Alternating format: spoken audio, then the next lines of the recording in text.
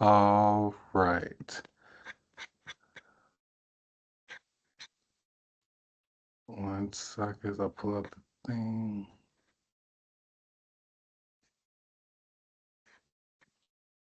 All right. So first off, for background and motivation, what first drew you to chaplainry and specifically to hospice and palliative care? So with chaplaincy, it was kind of I kind of had a roundabout experience of coming into chaplaincy. And it's funny because most of the chaplains that I've talked to, um, they don't start out kind of going, "Oh, I'm going to become a chaplain." It it's kind of they kind of get I don't say pulled into it, but they kind of get drawn into it differently. So for me, I'd finished a master's degree in theology, and I had started a doctorate, and I was teaching um, and trying to get hired on, and it didn't really work. Different things. One was COVID, and some of the other things. And so I was working a graveyard shift in homes with developmentally delayed adults, and I was trying to find something that was more in my field and theology, and so I responded to a job for to become a chaplain. And so I interviewed, and they said, "Well, we don't really hire anybody that doesn't have any CPE experience." And I'm like, "CPE what?" And so they kind of explained it to me, and so they said they had a program, so I signed up and did a unit and just fell in love with it. Just love what I do. And as far as palliative care, so I don't have any experience really with hospice, just kind of roundabout. But with palliative care, um, it began as when I was working doing CPE. In one of my units, I had experience or had talked to our palliative care chaplain, who worked with the palliative care team, and kind of just kind of took an interest in it. And then I applied for this job. I didn't know it was palliative care when I initially applied for it, but found out it was, and just kind of was drawn to it because of the interdisciplinary team and the um, just working together so closely with the team and helping in kind of at the onset of disease. Excuse me.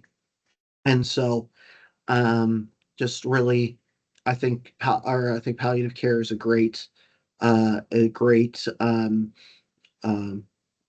way of go our way great tool in helping people, and and it's been amazing being part of that team and uh, helping with them. And right now, our team is it's basically me and the nurses. We don't have a provider right now. I think they're hoping to get a provider at some point, but kind of just do the best that we can, I think. Understood. Thank you for the clarity. By the way, what does a provider do actually for, how do they benefit you particularly? Like a provider within palliative care. Yes. So palliative care, they comes in, it's a consult service. And so they're going to take a look at they're going to look at the charts, they're going to look at everything kind of going on, and then make recommendations, kind of from what they see, kind of the whole aspect of it. And the provider would be able to make notes, talk to the doctor, and be able to prescribe things, and the nurses be able to recommend different things. Um, Without a provider, the nurses come in and they can make recommendations and kind of talk about palliative care and the overall program, but they're not going to be able to make any sort of like major changes, especially when it comes to like medication. They're going to have to talk to that, and I mean their specialty is not within that realm; it's in within nursing.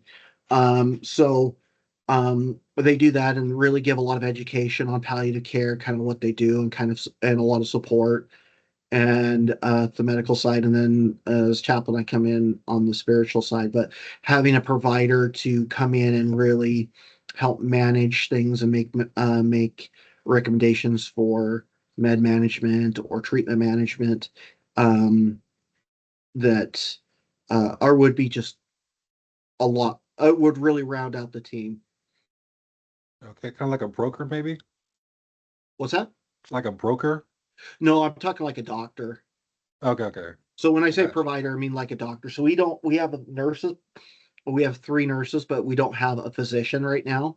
you. And so a Okay. palliative care physician would come in and look at the overall picture, like medications, treatments, recommendations made, and kind of go see what they would have. And they may go, yeah, I think I like your recommendation, or maybe this is a better option. And just kind of, because it's a consult service, it's not like they're taking over, they're just Mhm. coming in to kind of consult and add kind of a holistic, um, overall holistic approach to it. So approaching the medical side, the spiritual side, social side. If you have like a social worker, which we don't, we have case managers that work with us, but they're not part of the palliative care team per se. But generally, in a full palliative care team, like the one I was in the hospital I was at before, and kind of, I didn't work with them, but I worked in the team, but I worked with them and also got a chance to meet them and kind of pick their brains. But they had physicians, or so they had doctors, nurse practitioners, PAs.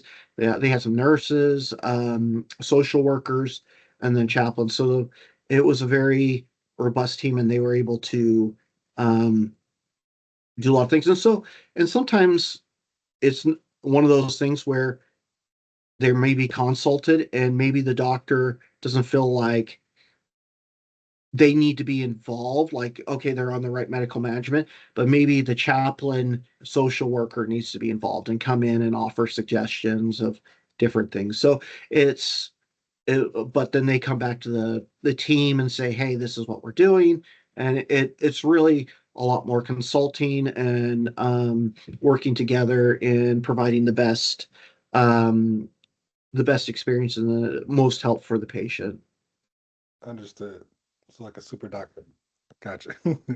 uh, how has your understanding of the chaplain role evolved since you first began?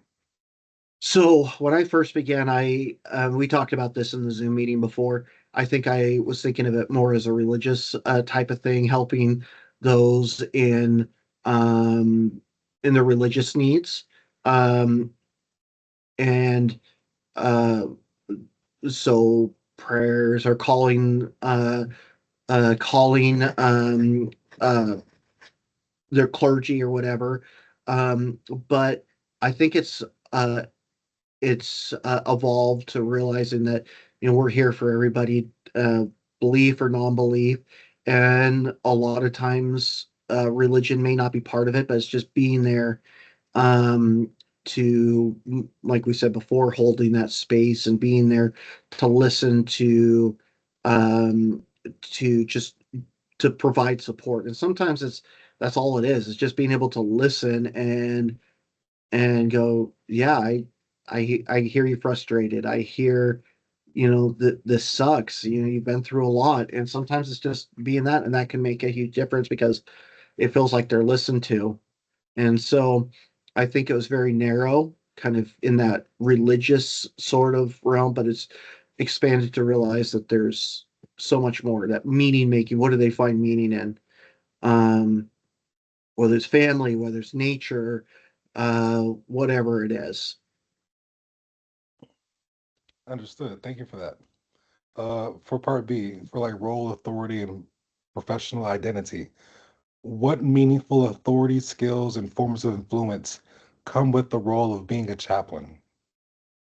I think that it comes with sometimes that chaplain authority comes with going, hey, the telling are being able to help the patient advocate for themselves. Hey, this is what you want. This is what you don't want, or being able to sit in um, patient like a family care meeting, and being able to help the patients understand what the doctors say, because there's been meetings I've been in, and it can be doctors can be very confusing in the way they talk, and like the information is kind of just right over their head. And so, um, being there, but um, also sometimes it may be that I've been in a visit and I'm with a patient and they have a lot that's going on and they want to talk.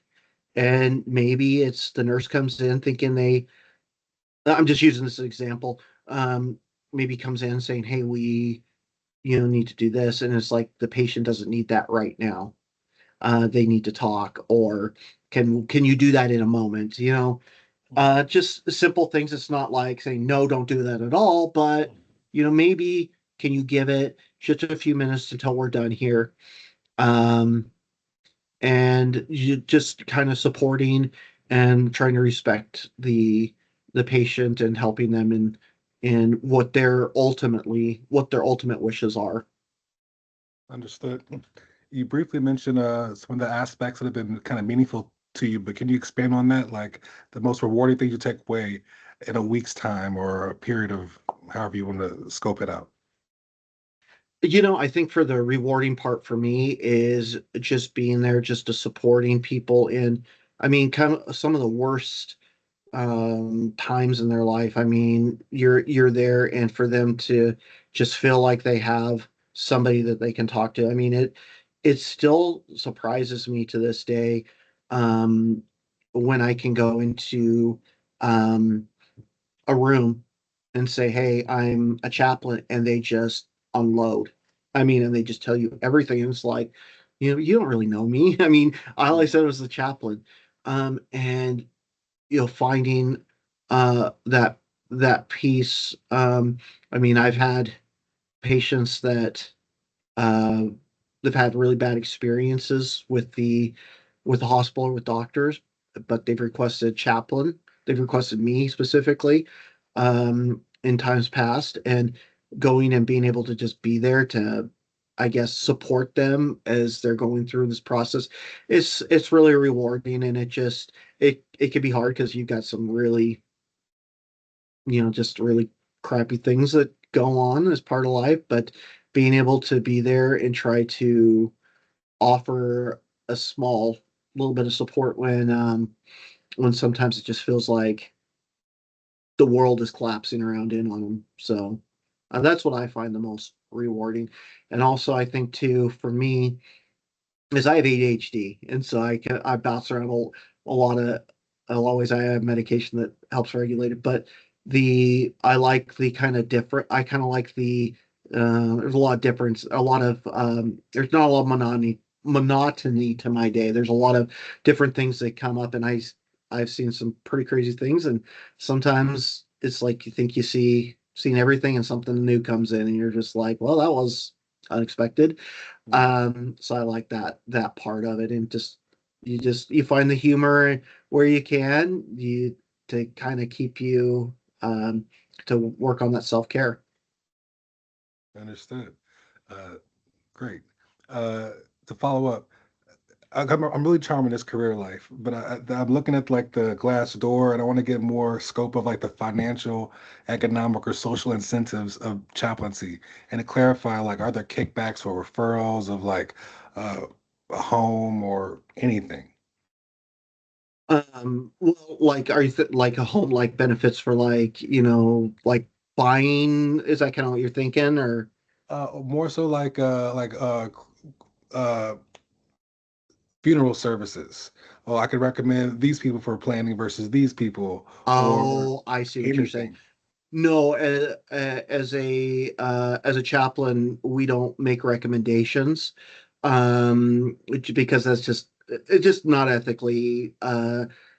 an ethical situation, and also it can be open. I think the hospital up to different type of lawsuits uh, for that different things. We have lists that we'll give, and we'll say, hey, these are the some of the options. There may be more. Feel free to use any of these or not. Um, but yeah, we don't have any sort of like kickbacks or uh referrals or kickbacks like that type of thing. So try to be as honest and upfront with people as I can. And honestly, I people ask me, actually just had this happen earlier this week asked me, well, can do you know good which funeral home is the best, what the prices are, and I honestly don't. I haven't done. I kind of stay within my try to stay within my lane, and I haven't really looked to see what prices are, what the difference is, and um, so it's honestly just up to them. And trying to think of any other place that would give us kickbacks. I mean, that would probably be um only one. Well, and I mean, sometimes, for example, like another area that you could say, that some religions or some, I shouldn't say religion, some churches may bring stuff in or different things to give out to patients, and we're very leery about that if it seems like marketing. So, like if they give something out and um, I'm trying to think of like a good example. Like, so for example, somebody came and brought like I can't even remember. It was like a little like handkerchief or something that had a scripture print on. That's fine. But I think there used to be something, or there was something with it too. It's like, please join us for worship services, Mm. such and such. It's like, okay, your gift is fine, but this other part feels like proselyting, and we're endorsing a certain religion. So that's kind of another area we really try to stay open, um, or should stay away from. Um, or like if we're wearing, for example, like say if I was wearing some sort of Christian type shirt or something, it would look like I'm just a Christian chaplain. But people often ask me what religion are you? And I'll say, I work for Anvita. I'm here to support you. So trying to be there, support them in their beliefs and what they need, then coming and looking like you're endorsing a certain um, church, religion, or funeral home or whatever. Understood. And are there any like social incentives, for example, like military people get military discounts? Do you like get HHRP or are there any like clubs or benefits? Well, I mean, so the benefits that I get, I mean, I work for the hospital, so hospitals are pretty good with their benefits. Um, and then I think that I was just recently looking. There are some places that offer like military, police, hospital, or like hospital workers, like incentives for like home loans or different things like that. With working for the hospital. Um, yeah, so I think that's just kind of with any type of job. So some like if you're a police officer, you might get incentive this way, like financial incentives through some company. And if you work for the hospital, you might do that. But as for like being a chaplain specifically, I can't think of any. I think it's just mainly where you work and the healthcare and whatever else. And if your organization maybe has um, agreements with some places that offer some sort of like employee discounts of some sort. Because I know there's a few here that the hospital has um, agreements with. Gotcha. Okay. What ethical challenges arise in hospice chaplaincy, and how do you navigate them? So I think the ethical the ethical dilemmas that you is just anything within healthcare. Have you taken the applied healthcare ethics class yet in the Yeah. program? Yes. Yeah, so there's those four areas that you have that you're um, conscientious of, um, making sure that you're doing that, but also just trying to be conscientious um, of like what the patient wants. So I maybe used this in a Zoom example when we had the Zoom meeting, but like for example, if I go in there and start, praying, the patient may be unconscious or whatever, and but they may be an atheist. I mean, honestly, nobody would probably say anything, but ethically it's not really in line with their beliefs. So I mean, trying to be just honor their beliefs and support them and what they need. Um, but really, once again, I think it falls back to those healthcare ethics. And then also, like I said, being honest with the within the when it comes to like mortuaries or whatever else, and not recommending, um, oh yeah, you should go with this one, or this one's crap, go with this one kind of deal. So, Hmm, okay. Are there jurisdictional or legal limits you must be mindful of in your work? um, trying to think, like, I mean, once again, it's just the healthcare. Um, so some of the things that like legal limits and different things, um one of the things that we'll have to be mindful of as a chaplain is you do charting. So any visit you do, so like I go and see somebody and I have to chart on that patient. Anything that I enter in there, if say if there's later a lawsuit, I can be called up to testify on that. So legally, what am I going to be putting in there? Um, and which could be, this could also be part of the limits. So say I go in there and I say patient is depressed. Well, I get called up and they're like, "Well, you said the patient is depressed. What makes you able to make that diagnosis?" I can't. I'm not a psychiatrist. I'm not a therapist. So I try to avoid anything like that. Um, I try to be very um, general in my notes because in a ways they're telling me some of these things in confidence. So um, I don't need to put everything down. So somebody may start really telling me all sorts of stuff about a situation. And a lot of times I may just put patient expressed feelings concerning situation. Hmm, I mean, if somebody needs more explanation, I can get talk to them in person, but I don't need to go into a lot of that because one, the patient may not have given me permission to put those down, and two, um, it just wouldn't be appropriate for me to put those down in case there's ever any of those type of things. So those are some of the legalities that you keep in mind, and then charting. Um, if there's when you're using anything that has to do with electronic medical records. hmm, Um, you don't, if you're not involved with a patient's care, you don't need to get in there. You don't get into other stuff like HIPAA information. You don't give out that information because I work for the hospital. I'm not going to give out that type of information. So there is legal um, legalities that I have to keep in mind. As far as jurisdictional, chaplains are not like doctors or nurses where I have to be licensed in the state. There's a credentialing body, but it's like, and they want you to be credentials, but I don't have to be certified to work as, let me take that back. Most places want you to be certified within a certain amount of time if you're just starting. Um, but it's not like you can't be a chaplain if you don't have certification.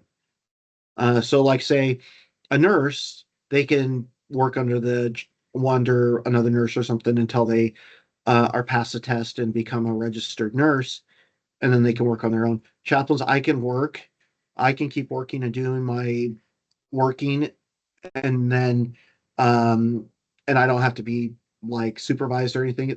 Just getting the certification, basically meaning that I've met certain credentials that they acknowledge that I have done everything. I've done and the most of it is with the with it is explaining different areas that like competencies is what they call them. Um, Having 2,000 hours after your fourth unit, and then having 4 units of CPE, and then of course having a master's degree. Um, Usually saying divinity, but it doesn't have to necessarily be in divinity or theology.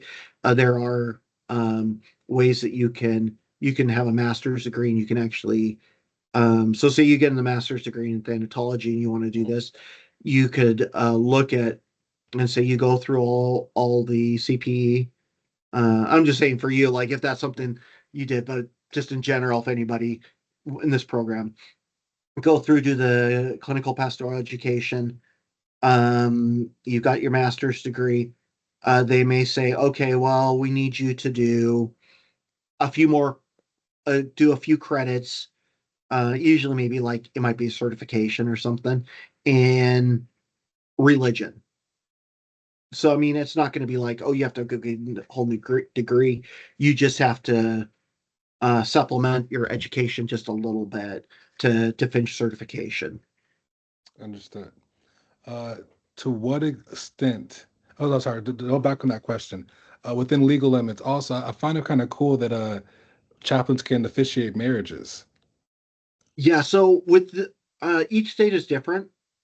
So um, I'm in Arizona, so I don't know what the requirement is for Arizona. Um, so I think there's a few caveats to that. One is the state you're in, and then also if they have a particular church, or if they have a particular church they want, then that might be an issue. But if it's just like they want a marriage, you just have to look at the state requirements. So generally, I think most chaplains meet that requirement. They can do that. Cool, cool. To what extent are private confessions or spiritual? Oh, actually, you already answered this. Let's skip the next one. Now we're talking about collaboration and team dynamics. Which professionals tend to be your strongest allies in hospice care? So I think for me, because of, and I explained a little bit of our team, the nature of it, I think working with the nurses, um, the nurses that we have in palliative care, they're great. Um, and generally, I think that's just generally the case in general with the just working as. So I work with the palliative care team, but I also I cover a unit as well, an oncology unit, Mm, and so the just going in, even talking to any of the nurses on there, you can generally ask them, and they have an idea of like, hey, what's going on. So, for example, today I had a nurse that I talked to, and quite a few times she told me, she goes, "Have you gone to visit the patient there yet?" And I go, "No, I haven't done that yet today." Um, Hey, can you hold on just 1 second? I don't know who this is. I think no this is problem. a I'll pause it. somebody for here. No worries. I'll pause. Okay. As just something else. It just said it looked like it was from the hospital, so something from work, but it wasn't important. It and she told me, she goes, well, the spouse is out in the waiting area crying because they got bad news. And so I've had that happen quite a bit, where nurses are very attuned to what is going on with patients, and where they may not be able to take care of it, or may not have the time. One, they may not have the time, and two, they may not be able to just be there with them and offer that they can make that referral. And those are great referrals. Sometimes though, they may see something and go, hey, will you go take a look at it? It looks like there is. And you go in, and the patient or family goes, no, we're okay. So, meaning that, they just needed a few minutes. They didn't really, it wasn't really bad. It was the nurse or the spiritual provider, or the provider, saw something in it. Maybe within them, it felt like it was bad, and they needed that. So it was kind of their need once again. But yeah, nurses, I think, are generally the best. Doctors are good too, but they're busy, and so they talk a little bit to you. But yeah, I would say nurses, and then the CNAs, the certified nurses assistants, are just probably the strongest allies in the within medical care, because they really have their pulse on what's going on within the units. Gotcha. So, in the same sense, who would be like an underrated ally that you rely on? Oh, I would say maybe friends and family. Sometimes friends and family make referrals, or they'll tell you something about what's going on that can be helpful for. when you're talking to patients. So oftentimes they're in the midst of it too, and they're going through their own thing, and so you're helping care for them. But there are times when they are like sharing information. It's like, hey, this is going on, just so you know. Um, that information, take it for what it's worth. Sometimes could be good, sometimes could be bad, because there's always family dynamics at work. So, Mhm.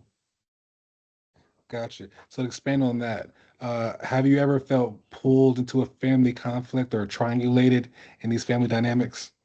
yes, I think I started mentioning that in the Zoom meeting. So in my first unit of CPE, there was a couple. The husband was getting ready to discharge, and the wife was there, and she made a comment like, "Oh, I just worried about him because he hasn't accepted Jesus or something," and so it kind of pulled. I kind of got pulled into it. So it was, like I said, my first unit, I was pretty new at it, and it really pulled me into their argument over that. And um it's one of those things that kind of triggered me a little bit. I had to really reflect on that because of stuff that from my growing up and my family of origin. And so I really, really try to avoid being triangulated into any sort of family dynamics, because ultimately it's messy, and I don't want to be involved because you'll hear, oh, they're this or they do this, or it's like, no, I'm not your therapist. Let's focus with the issues at hand with your loved one, and that. So I mean, I have been pulled into them, but I try not to stay involved very long, or try to solve any of them. Just do what's going to be helpful to get to where we need to go, with the patients and with the family. Gotcha.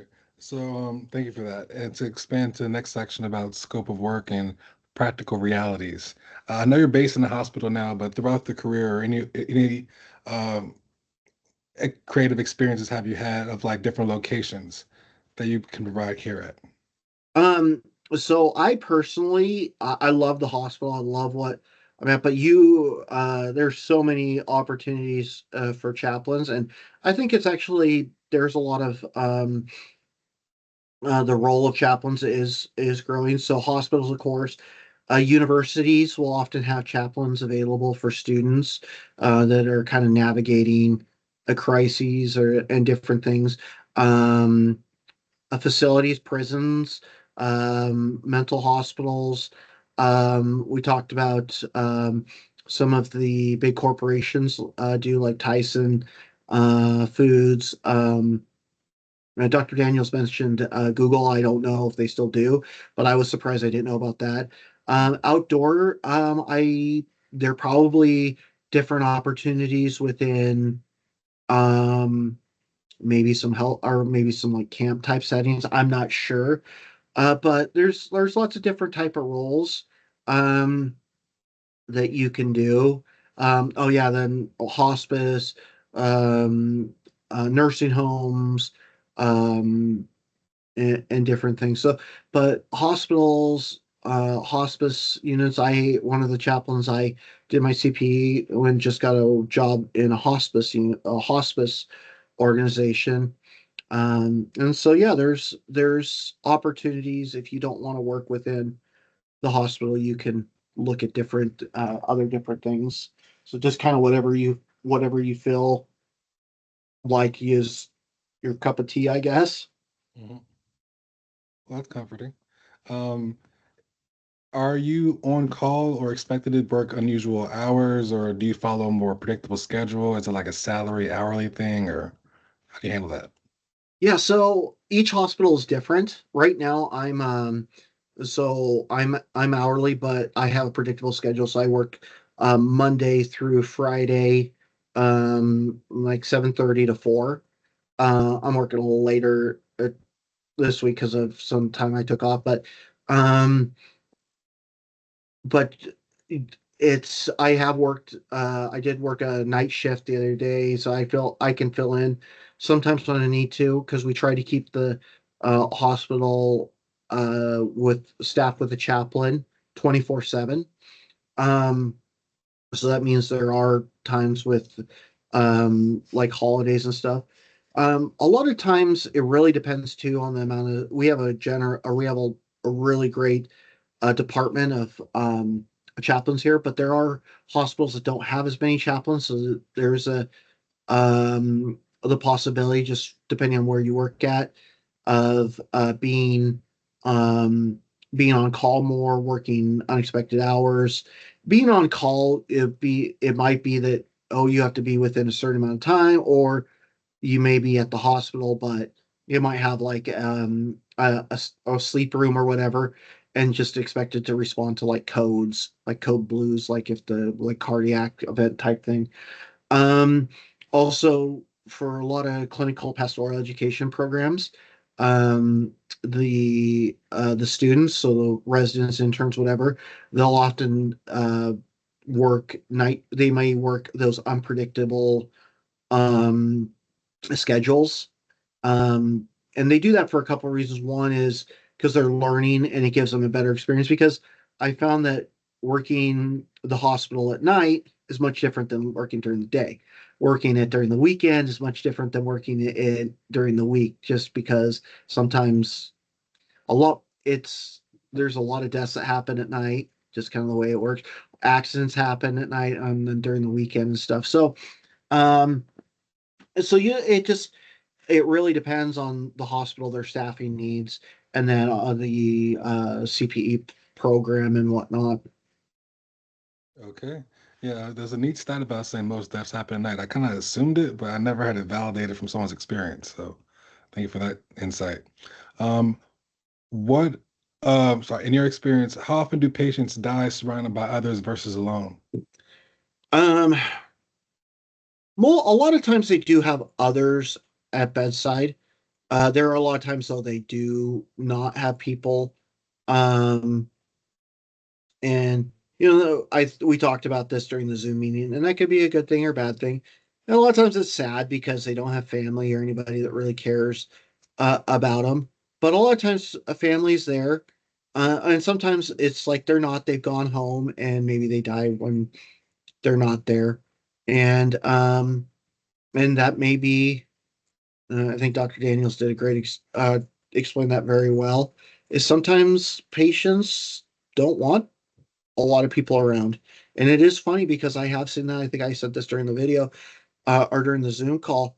Um, I've seen it where it seems like patients hang on until somebody comes, or like a loved one comes, and then all of a sudden they die. So, did you need something, Anthony? No, no, I'm just gonna check with you, see if there's any like comfort care patients.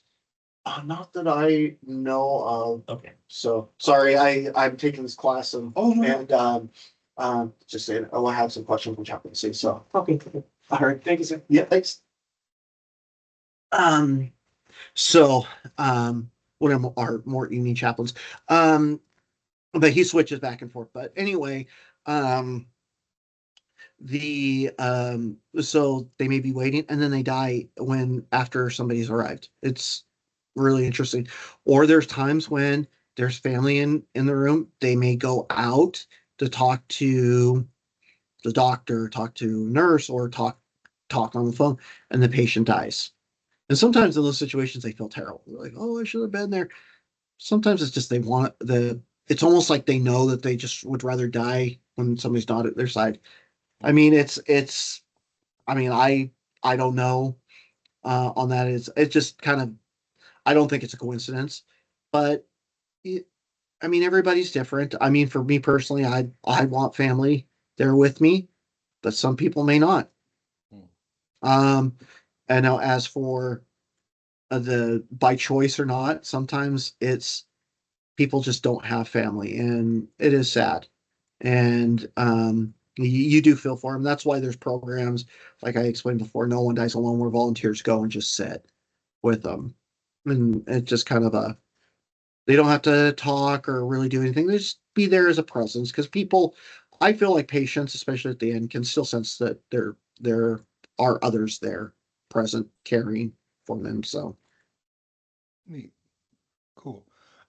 What are some common concerns or complaints people bring to you during chaplain visits? a lot of them are, I think, my request is not being, or my desires or whatever is not being respected. I want this or I want that or I want, and I get it. I mean, people want certain things, but unfortunately, it's just not always possible with the healthcare system. I mean, and so you listen to them, you try to hear what the issues are, and try to, you know, um, I remember one, and I can't even remember what the issue was that um, she was that I think it was she. I can't remember. I'm just trying to remember specifically. I can't remember what it was, but as it was talking, just getting under the feelings that they were expressing, it was more so that she didn't feel like that the healthcare, like the nurses or whatever, were listening.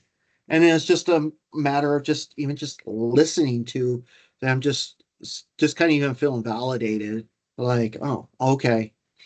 So I think that's the big one.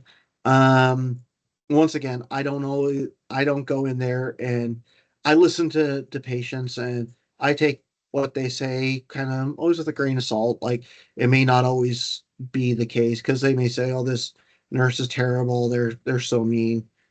Well, unfortunately, nurses sometimes, and I'm not saying that nurses are perfect and that they didn't do that, but sometimes it's like you come in here and when you're nurses are required to give a shot or like, do something, it's like, yeah, some people are not going to be thinking that they're very very nice at all either. Um so that I think is the biggest one, or just complaints like, I had a bad experience at this hospital, my father died here, I don't like this place, kind of deal. It's That's generally, I think, the most common complaints I hear during visits. Gotcha. Uh, Now we're going to go down to rituals, experiences, and clinical encounters. Uh, what stands out to you about performing prayers, blessings, memorials, rites, or symbolic acts of comfort? So I think for me, um, it is, if it's honoring what the patient wants. I've known chaplains that have gone in there and they make a visit and then they're like, leave with a prayer, and it's almost kind of like they put that stamp of like, this was a chaplain visit because I had a prayer. Not everybody wants a prayer. Not everybody needs a prayer because of their beliefs. Some may want that. It's about what's finding, and I say interventions because I think that's the best way of putting it. It's finding what's going to be the best, um um or what's going to provide the most comfort and support in a troubling time. Whether that's prayers, whether that's blessings, whether it's reading scripture, whether that's just sitting there listening to them, you know, talk, um, or some sort of memorial, like you put memorials in there. Um, some of the things that we've done before is like, you have a dying patient making imprints of their thumb and some of that, fast dry clay or whatever. Um, that they have a thumbprint or something, or a fingerprint. So just the thing that's going to provide the most support, the most comfort to them. And then you talked about symbolic acts or comfort. So if there, I can give you an example maybe about this. So one of the experiences I had was there was a patient that was getting close to death, actively dying, and went in there, and the patient was still somewhat, not really coherent, but kind of there. I went in and on their advanced directives, they put that the Catholic faith was very important to them. Right. I'm not Catholic. but I went in there to support and went and talked and was just talking, and they were kind of mumbling a little bit, but not really like I said, coherent. But then I read the rosary. I had to read it because I don't know it by heart. This patient was reciting it alongside me while I was reading it. Knew it better than I did, probably reading it, or probably saying it better than I did just reading it. Could tell that provided comfort, but it didn't just provide comfort for that patient. A family member ended up by calling me, or I ended up by calling them later and talking to them. And I had mentioned to them this encounter, and this loved one, the sibling, just broke down in tears. Just said, thank you, that knowing that my sibling was with somebody and had that support in their final moments means a lot to me. So, I mean, it is just finding support for them, but also for family. So, I mean, but if I went and read the rosary to another patient, probably wouldn't have the same effect. Everybody's different in what's going to support them and help them. Understood. And expand a little bit more on this with memorialization. Are there ever any like times where you're asked both through the family or the patient to help plan for these things or be memorialized? Yeah, I think that is definitely an option more in hospice, because most people want to try to get out of the hospital if they're going to die.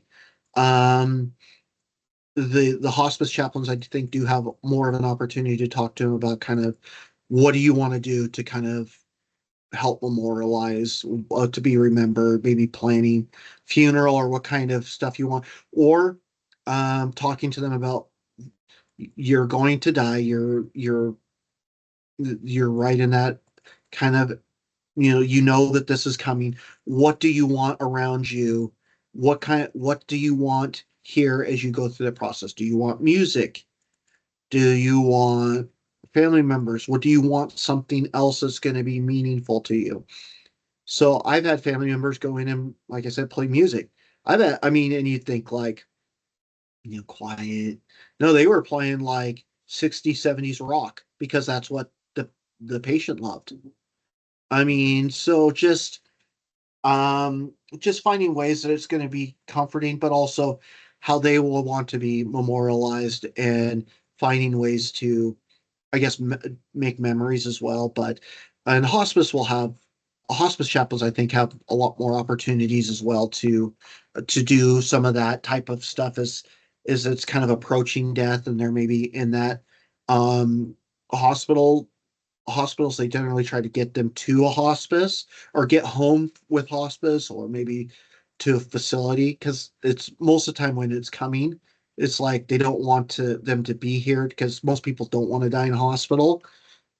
So generally, if they die in hospital at that point, if it's not like an emergency coming through the emergency department, or an ICU where they're needing intensive care, but dying on the floors, it's because they're still so unstable that they couldn't be moved, and it's just like they're just going to die here. So, um, but in those type of situations like hospice or whatever, they're going to have more opportunities to kind of, hey, what do you want? And also talking to the family about that as well.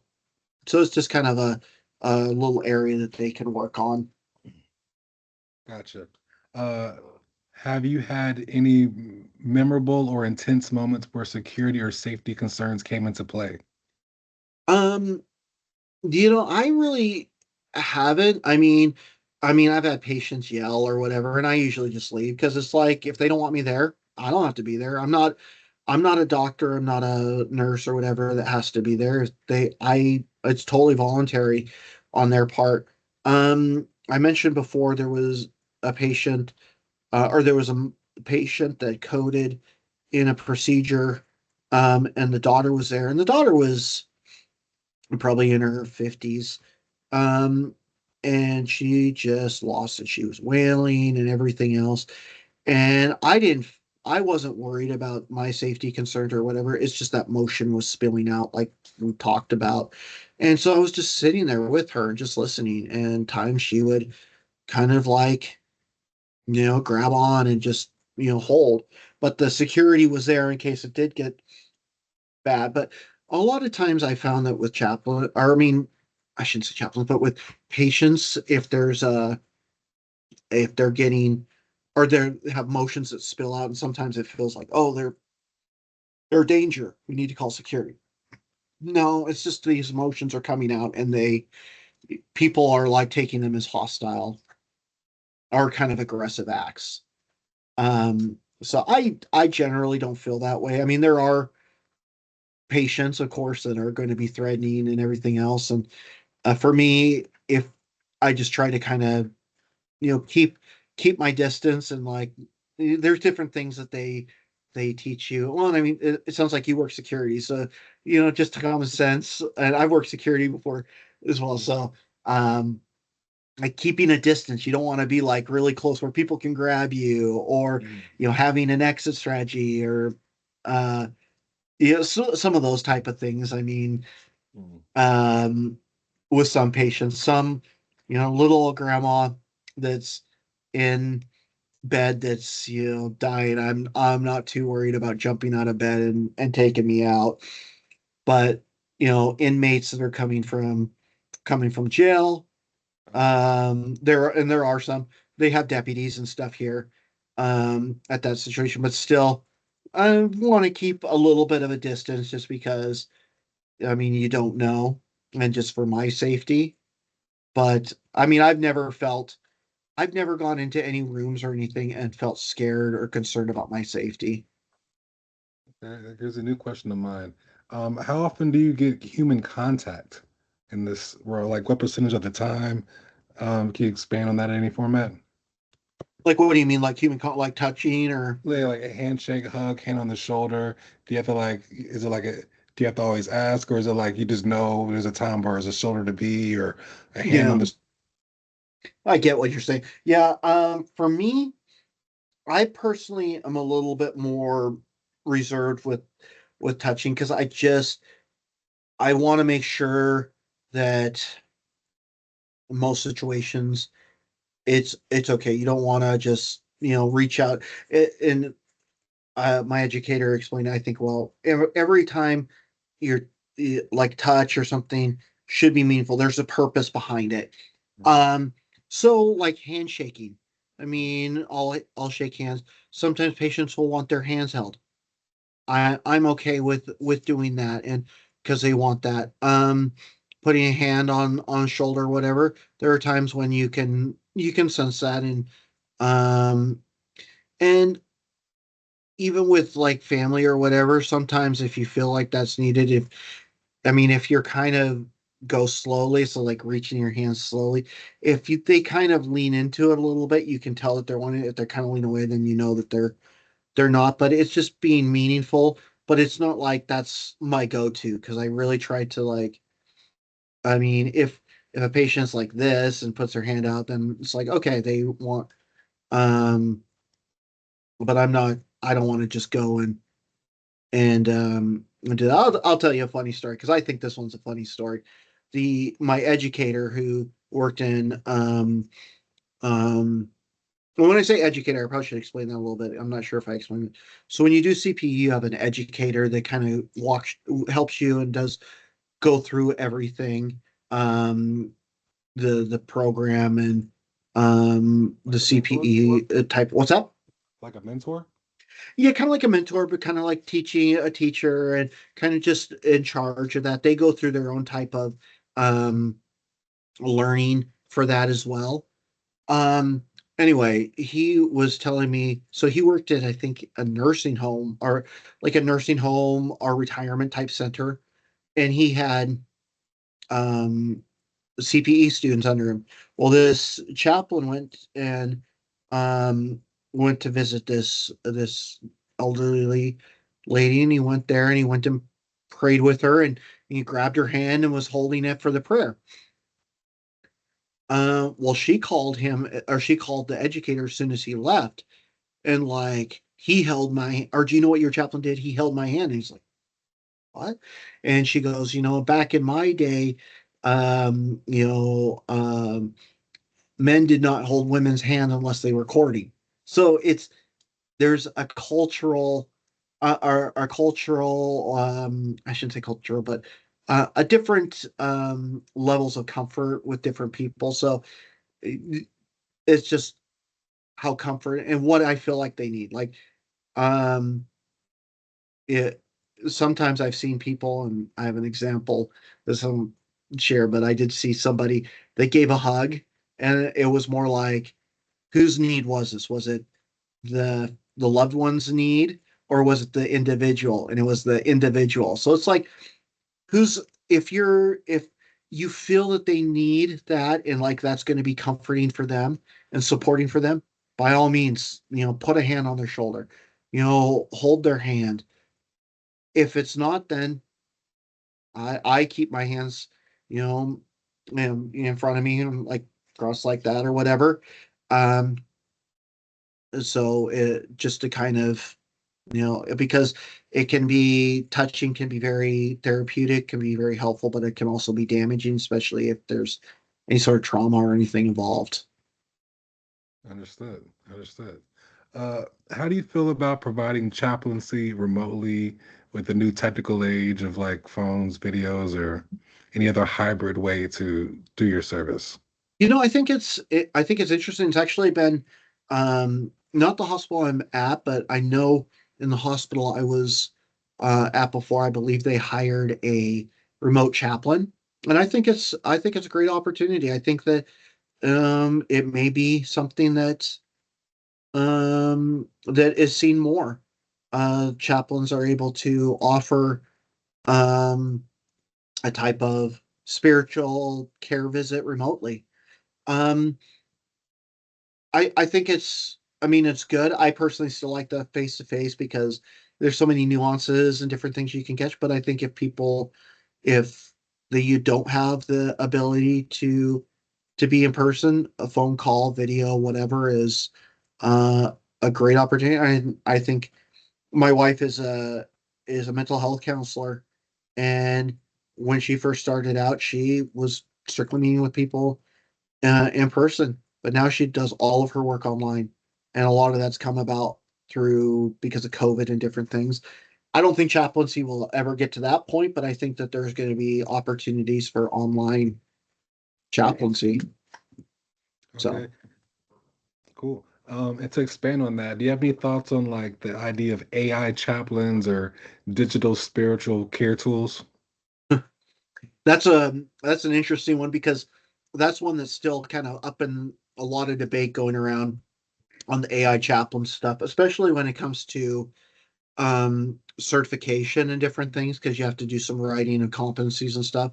And they're really leery about AI writing things or um, different different type things. So I mean, I think I think AI in general can be a good tool, but solely relying on AI, uh, not always the best. And digital spiritual care tools, I think once again can be a good opportunity. I mean, there's doctors and different things that are using AI to help supplement them and help them in their work.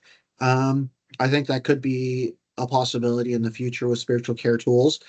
As far as um, like replacing chapels, I don't think that will happen just because of the nature of the work and being able to be there, show empathy. I just don't think AI has that ability, but being able to supplement, like, hey, did you think of this? Or maybe there was this going on. It's like, oh, and or you kind of like diagnostic tools or whatever the like doctors are using. There might be something available at that point, but time will tell. I'm sure it will get there. But Good. hopefully, I won't get my job won't be replaced by AI. Keep it human. Also, as I think about this world, like I'm a public notary, like working depositions, but as a public notary, I would imagine is that skill set valued or needed in the palliative care setting? It's interesting. We sign healthcare power of attorneys because of being in the hospital. We have the specific form that we can sign as a witness. However, um, a lot of times the advanced directives, healthcare power of attorney, living will, they need to be, if they're going to be legal, outside of the hospital, need to be signed by a notary.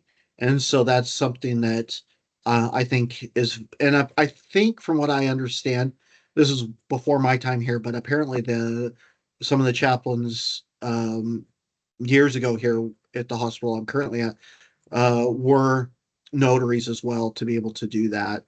Mm. So no, whereas in um, I think the where it kind of gets into the tricky part with that is if you're the chaplain and you're providing care, can you still act as a notary in that situation?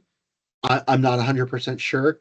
Um, in this situation, we're witnessing it because we're not directly involved with like medical care. We can be witnesses on the hospice side, and in that I'm not 100% sure. But yeah, I think there's definitely a role for if you're already a notary to utilize that ability in those advanced directives. Understood. And even like for with the family or making plans and people have an epiphany on beds, I would figure at some point. And from my notary experience, like as long as one doesn't financially gain from it, like I'm not in the document, then it's Right. okay. So, yeah, I don't know if that would be an asset just as much as someone that works in H&R Block will be a hashtag notary as well, kind of thing. Yeah, and I think that's exactly the thing. And I think if this is something you are interested in, I would definitely keep that because that might be a great asset that people look at and go, "Oh, well, he's an over. This is something we can use." And it might be if I hiring a chaplain that is like, "Oh, that we have this chaplain that has this specific thing, this licensing that he can do." So I mean, yeah, I think that it's a very good option. And like I said, each department's different, each hospital's different. And I shouldn't say just hospitals, but each I don't want to say facility, but every employer that employs or employs chaplains is going to be different, and what their goals are and what they want to do. Cool. That really gives me a lot of confidence in this world. So thank you for that. Yeah. Um, for like for personal sustainability and spiritual grounding, how do you prevent taking the emotional weight of your work home with you? Yeah, I mean that's part of what you learn in CPE too, is being able to practice that self-care, because you're going to be dealing with some really heavy stuff.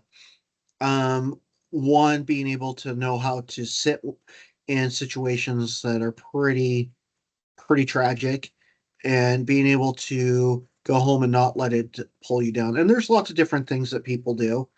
Um, and that's one of those things that everybody is different. For me, um, when I want to start working out again, and I'm going to start doing that, and I'm really out of shape.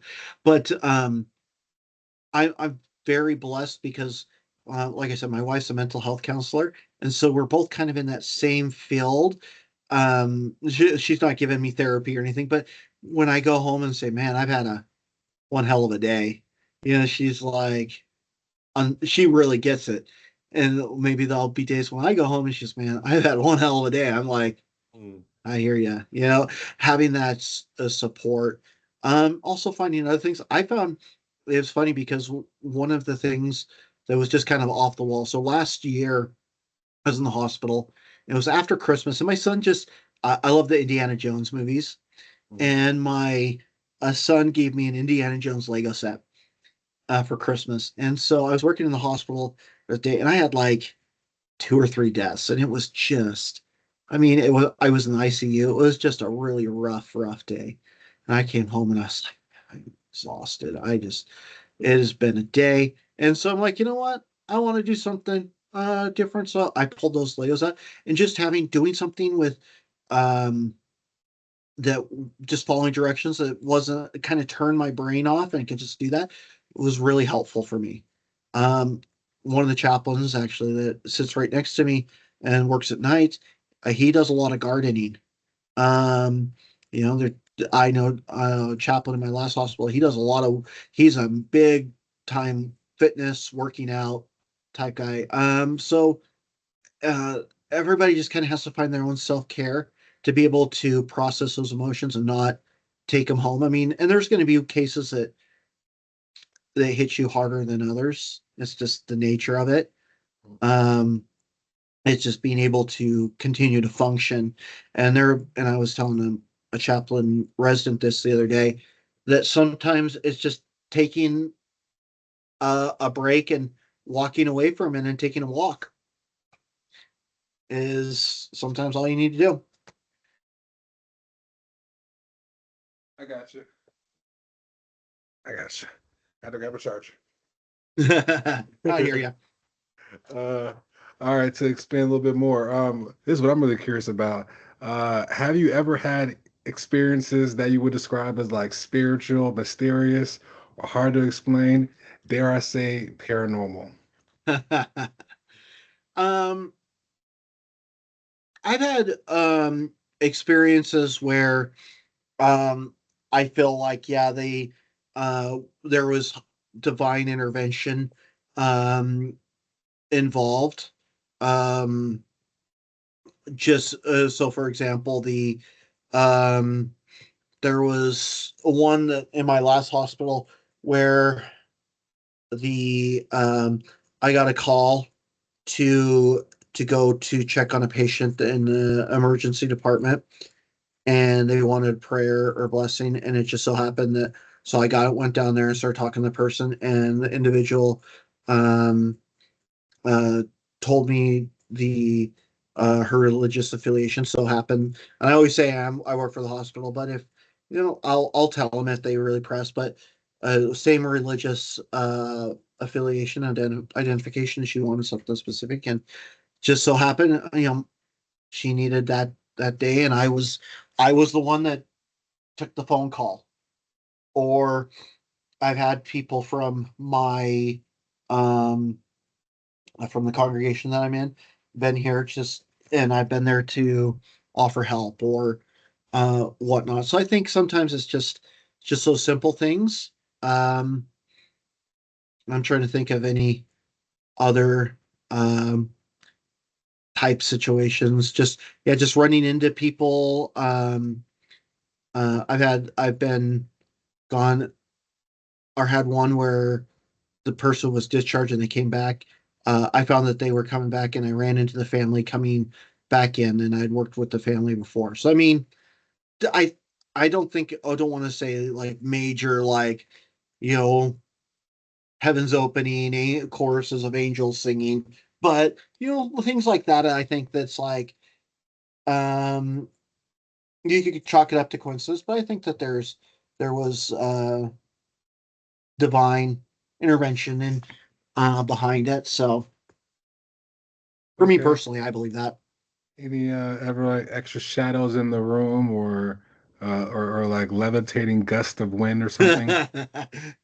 Not at this job. I did work, like I said, I told you I worked at in a home with developmentally delayed adults, and one of the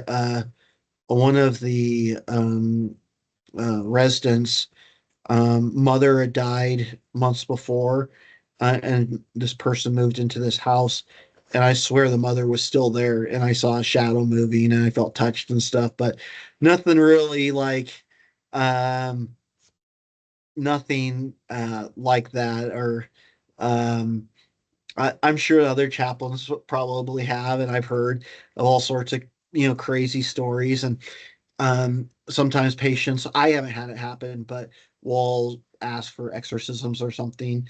Um, a lot of those come from like if you work in a behavioral health unit, because they may be thinking that they're possessed or something, and may just be voices like schizophrenia or something.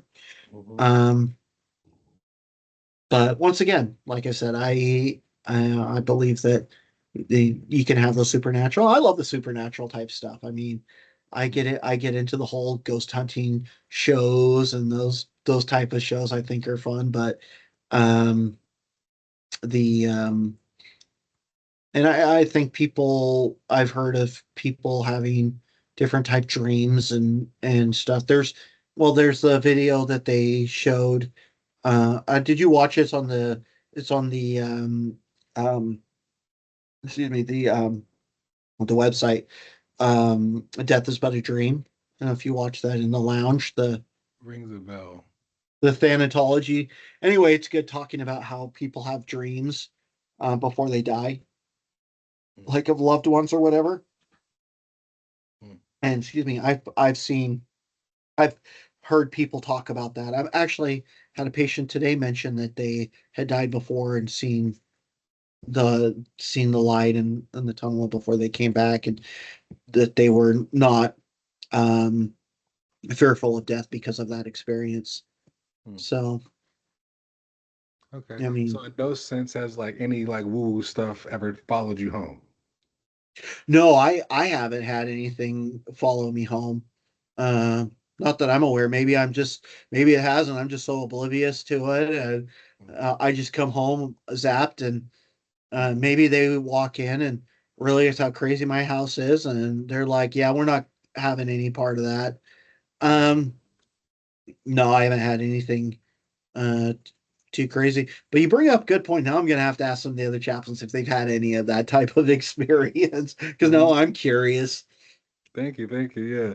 And just to like, because you know your faith, you have a faith. Do you utilize any talismans of any format just to protect you or keep you grounded, kind of like Inception? I don't. My faith really doesn't. But I mean, I really have no. I think people that believe in those type of things, I think that's great.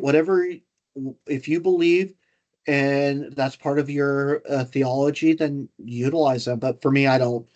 Um, I like utilize any sort of um, you know, talismans or Or anything even holding a else. book or any format, you hold a certain scripture or like Oh yeah, any scripture process. and stuff. Yeah, but um, like for study and for comfort and for learning. But as for like reading it to kind of like keep me safe from I mean, it's not why I'm reading it. I mean, uh, I think it helps keep my faith going. And sometimes, um, for me, I will say this: that some of the situations that I've seen and some of the things that um, uh, I've been a part of, like when with the codes or different things, really makes me go, man, really is. I mean, it just seems so unfair and so unjust. It sometimes goes, really, is there a higher or divine being out there? And I know there is. For me, there is, and I definitely believe that. And I know that I'm not God.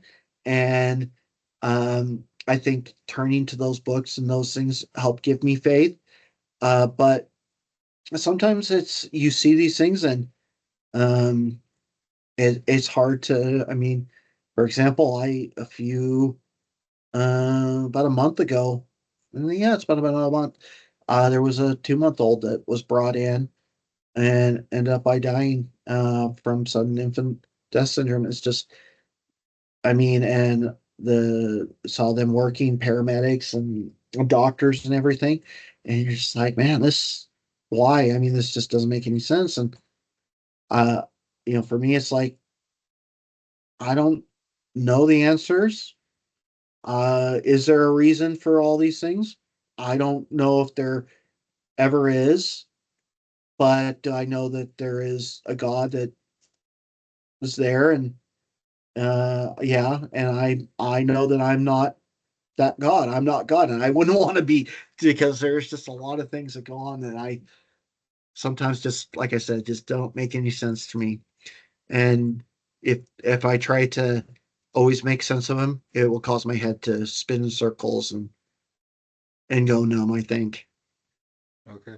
And it's double down on the talisman concept. It's not necessarily like a crystal per se, but like even like just whether it be a book or like a beat, any physical object or a fidget spinner, or do you like have a hand massaging technique to keep you present, like Oh, whatever okay, intense? yeah, something like that. So one of the things that I do if I feel like I need to kind of ground myself again is and my therapist I saw or offered this suggestion. I was like, this is really good.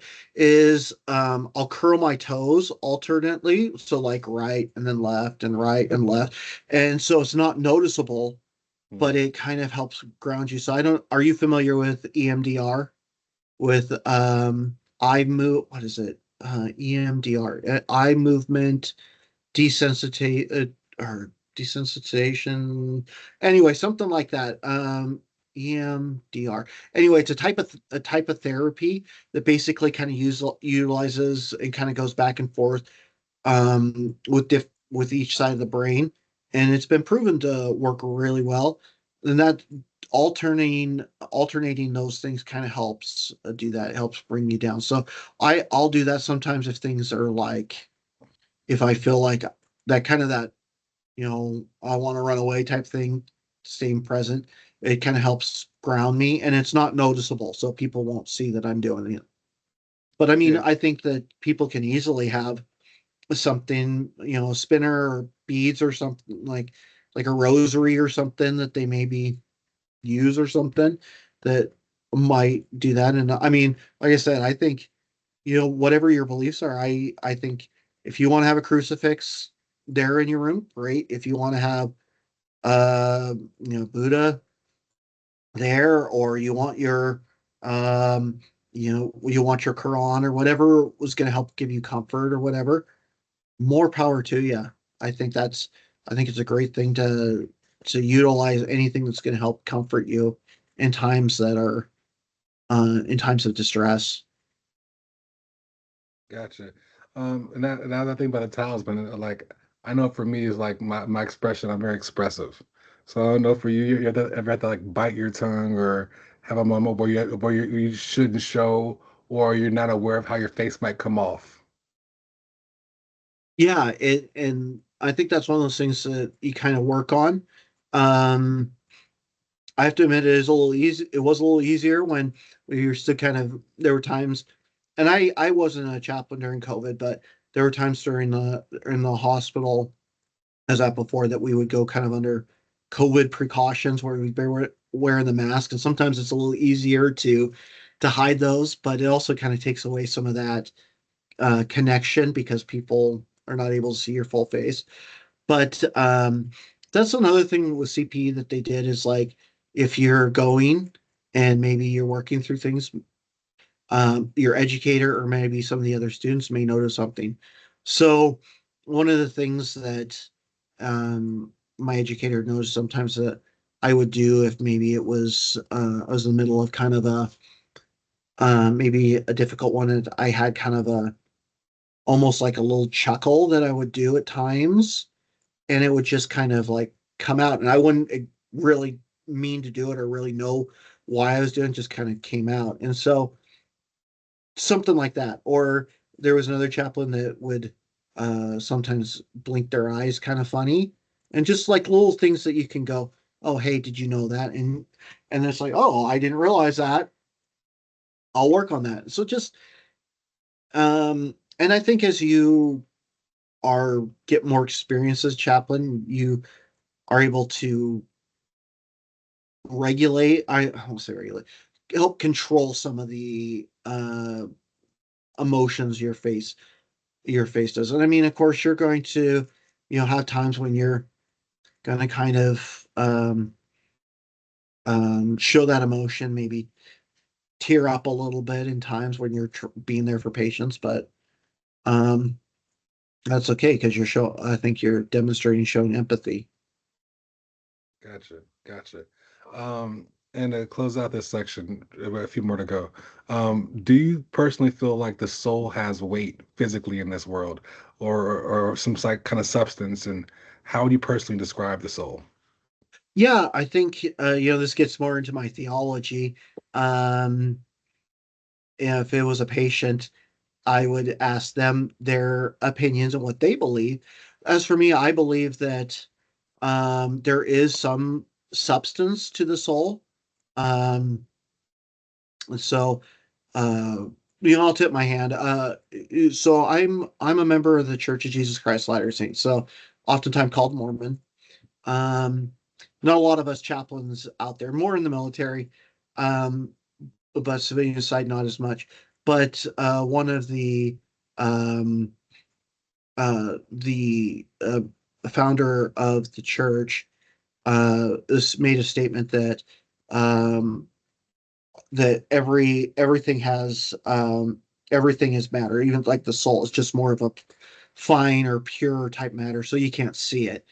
Um, like as for weight, there's been studies I know that have been done to try to see if the body is different, or to try to like after death, or try to um capture the soul, or and I mean there's that mind body philosophical debate that rages on.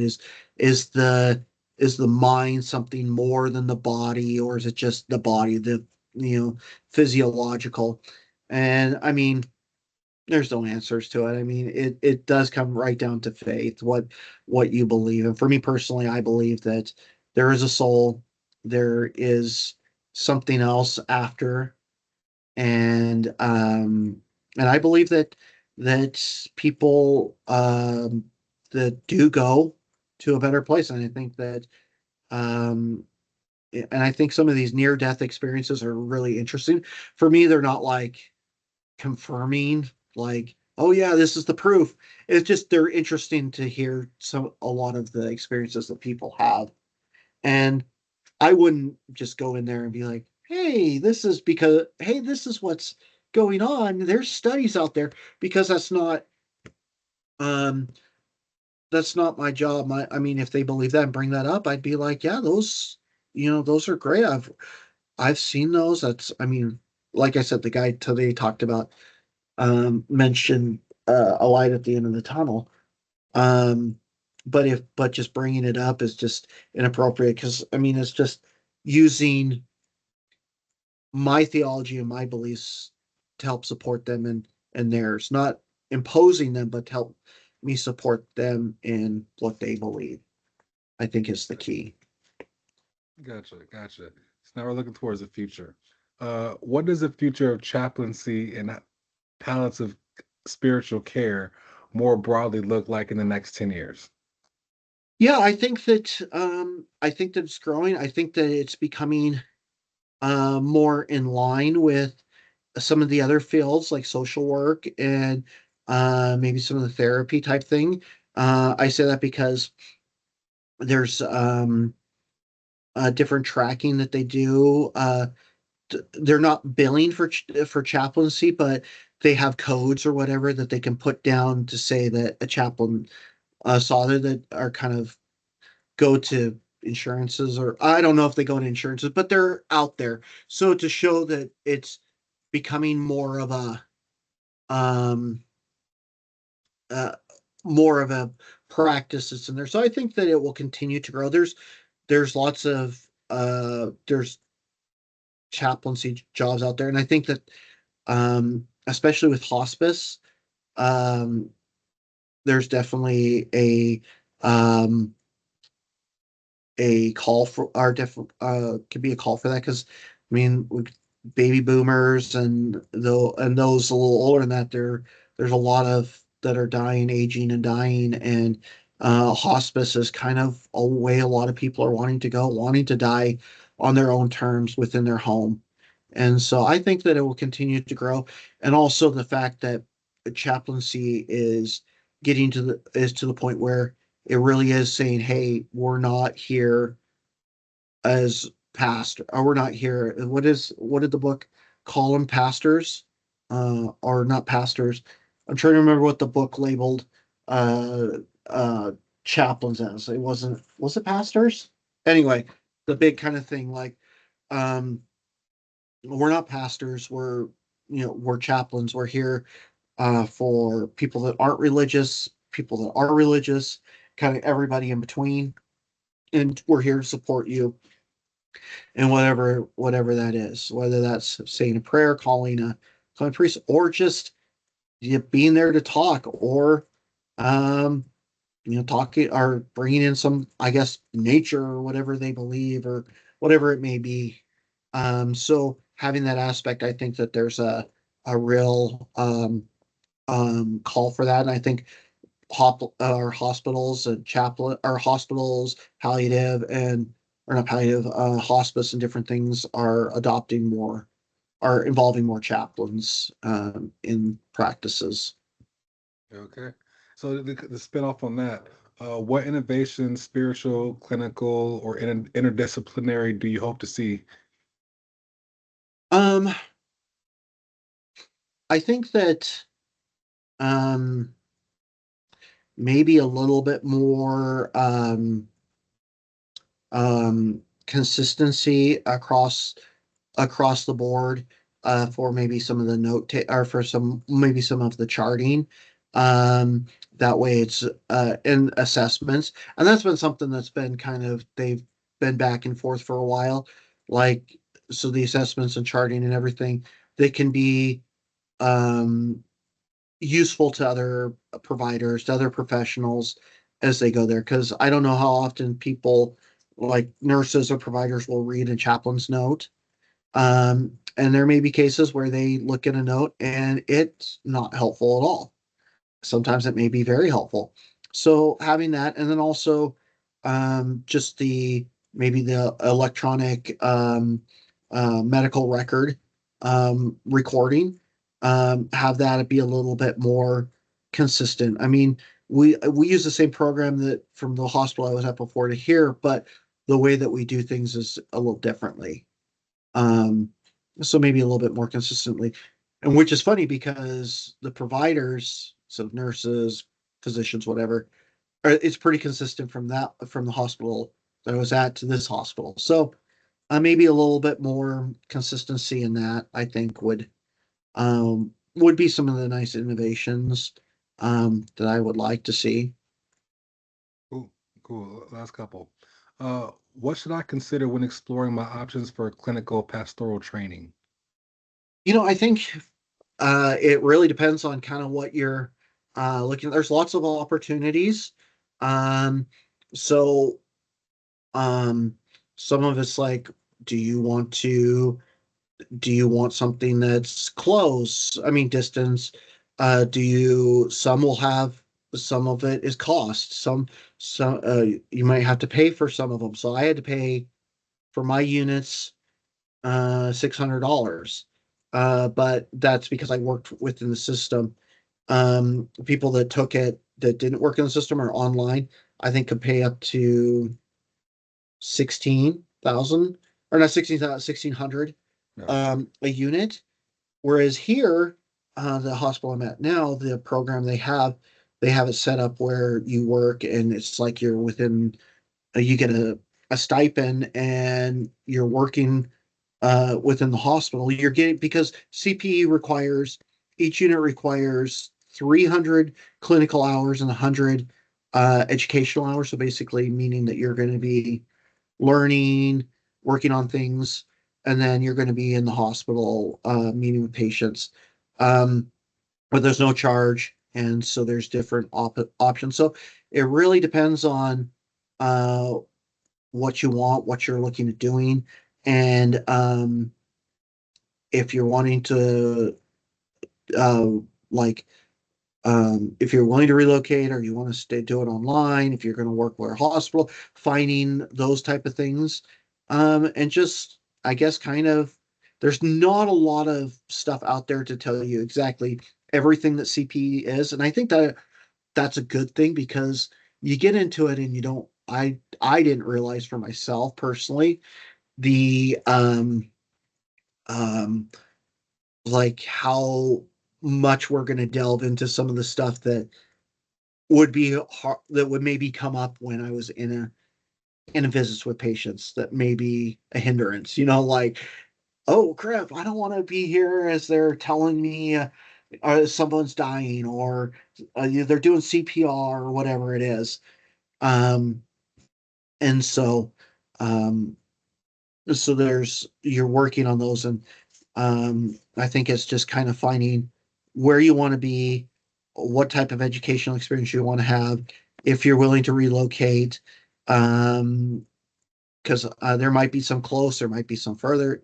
There's just lots of different opportunities, and then how much you're willing to spend, um, and it requires usually fills out application, a little bit of writing, and then interviews with that. So those are just some options. I think our program here is great. They have an educator here is really good. Um, I think it's definitely we definitely have a um, great program where I'm at currently. Cool, cool. And this is advice like, what would you recommend for someone to make the highest compensation in the chaplain world while still feeling grounded? Like, what's the dream star chaplain gig? If it's Oh not, boy. It really depends on um I mean, if you're wanting to make, lots and lots of money, it's not going to happen as a chaplain.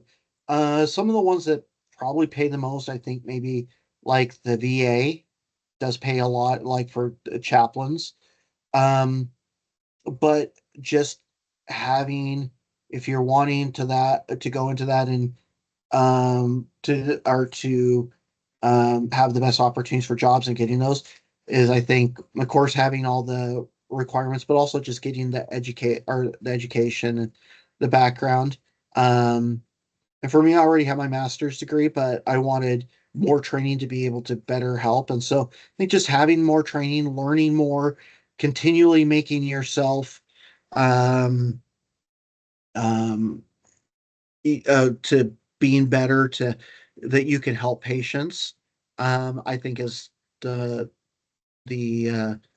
most or the best advice that I could give it. I mean, it really depends. I mean, I love what I do, and I feel like for the compensation, I feel like I really am pleased with everything that I've got here, especially um with finishing CPE and starting as a staff chaplain, getting a staff chaplain where I'm not working weird hours or weekends, but working Monday through Fridays is really nice.